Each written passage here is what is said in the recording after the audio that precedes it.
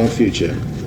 And the business people, Imam Muhammad always taught us that the business people are the ones that's going to have to carry the load. The imams, we're a poor community, we're a clean community.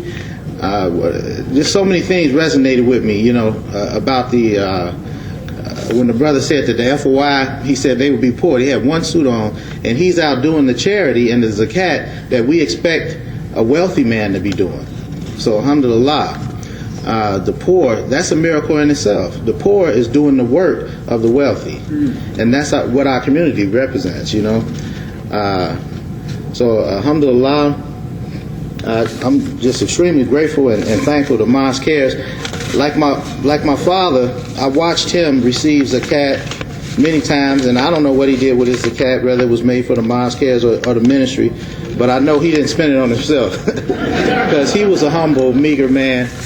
I remember when I first moved out of our family home, and he let me know right away. I moved out of our family home. I rented a little small studio apartment, and I invited him over, and he was there. It wasn't far from his home, so it's convenient for him to stop by. He looked around, and he said, "Oh, this is nice." It was completely empty, wall to wall. He said, "Don't buy no furniture." He said, "Just get you some pillows. You can throw things around in it." And I'm a young man, and I already had in my mind where I'm gonna shop and look for an entertainment union, a couch, or this and that, whatever. But he brought me right back home, and I said, "I'm the son of Imam Muhammad. This is who my father is. This is who he is." That he was a follower of Prophet Muhammad sallallahu alaihi wasallam, and he respected the wisdom in keeping things simple and not becoming too attached to material things, and recognizing the things you need from the things you don't need. For years, I can tell you so many things about Imam Muhammad. When I reflect on him, when they mention all these things, these products that you can use this product for, and I bear witness, it stand up to tide, and he says better. I didn't do a side-by-side test, but it may be even better. I believe it. I have a steamer that I use to clean my floors. Those steamers, they work well, especially if you don't like to use a lot of chemicals and detergents and things on your floors. So I didn't try the product on the floor. I used the product to clean the rag after the rag got dirty. And it really cleaned it. It removed all the oils, the grease, and returned it back to its new look. This is a really great product, and we're trying to figure out right now how I can take a case of it home if they have a case, or at least get some, inshallah. Yeah, and we're going to sit down and discuss about making it a your product if it's feasible for us to handle the shipping, because it's got a little weight and it's liquid. But if you want to get wealthy, and the young people, the best way to get wealthy is to be independent and go into business for yourself.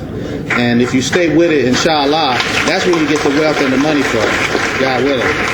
And there's no greater pleasure than enjoying the fruits of your own labor. Not just your physical labor, but your mental, your energy, your thoughts. And when you're in business for yourself, you're constantly thinking and trying to reinvent how your business operates, because it evolves, and you can't predict everything. You always have to. I talk about the plant. And it's healthy for business. I noticed in my garden, I've been gardening, you're probably getting sick of me talking about my garden, but when the plants, when you don't, especially herbs and some other plants that we harvest the leaves, if you don't continuously clip off the top of them and use it and eat it and share it with others, they put a fruit out there, they put a flower up there, but then they put the fruit or the seed out there, and once it gets up there, it's like, this is what I lived for, to bear fruit and to reproduce myself. It gets a little top heavy, a little wind come, or maybe even no wind, the fruit get really heavy, it lays down, it goes to sleep, and eventually dies. Your business is the same way, and our lives are the same way. So we need to be continuously challenged. We need to constantly be harvesting the good and the worth of our abilities. So alhamdulillah, I'm really happy and pleased with the way this convention has gone, and we're in the direction that I see our community going in. That Imam Muhammad, he didn't leave us wanting for for information on where we should go from here. That unity is the direction that we need more than anything. You know, the social nature. We got the best wealth of everything we need. We have scholars, imams, real serious scholars that know the life of the Prophet and know what Allah instructs us for in the Quran. We got business people, independent businessmen. We probably have the biggest wealth of independent businessmen in the African American community. That's right. If not in the world, because every individual that joined the Nation of Islam was trained to be an independent businessman and to work for himself. It was embedded all in the language: do for self and kind.